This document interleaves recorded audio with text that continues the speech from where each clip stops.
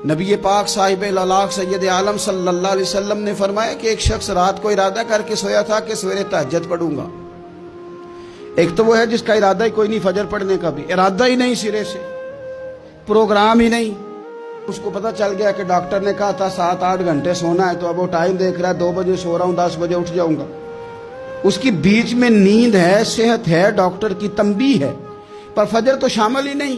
حالانکہ اس بات کو اچھی طرح سمجھ لیں، اگر آپ کا فجر پڑھنے کا ارادہ ہے اور 4 بجے کا 3:45 بجے کا آپ نے الارم لگا لیا ہے، تو 2 دن آپ کو الارم جگائے گا، تیسرے دن آنکھ خود بخود کھل جائے گی۔ انسان کی نفسیات ہوتی ہے کہ 2 دن وہ کسی چیز بھی اپنی عادت کو سونے جاگنے میں پکا لے تو تیسرے دن وہیں اس کا وہ مزاج بن جاتا ہے۔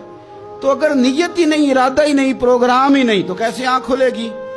بلکہ پھر تو یہ ہوتا ہے کہ کئی دفعہ آنکھ کھل بھی جاتی ہے، بندے اٹھ بھی جاتے ہیں پر اٹھتے ہی نہیں، نماز کا وضو ہی نہیں کرتے، آگے بڑھتے ہی نہیں، ہمت ہی نہیں کرتے۔ لیکن حضور کیا فرما رہے ہیں؟ کریم محبوب علیہ السلام فرمانے لگے جس کا تہجد پڑھنے کا ارادہ تھا لیکن نیند غالب آ گئی، اٹھ نہیں سکا۔ حضور فرماتے ہیں نیند تو اب اس نے پوری کر ہی لی ہے نا، پر ارادہ تھا تہجد پڑھنے کا۔ تو محبوب فرماتے ہیں نیند رب کی طرف سے صدقہ ہو گئی اور تہجد کا بھی اللہ نے ثواب عطا فرما دیا۔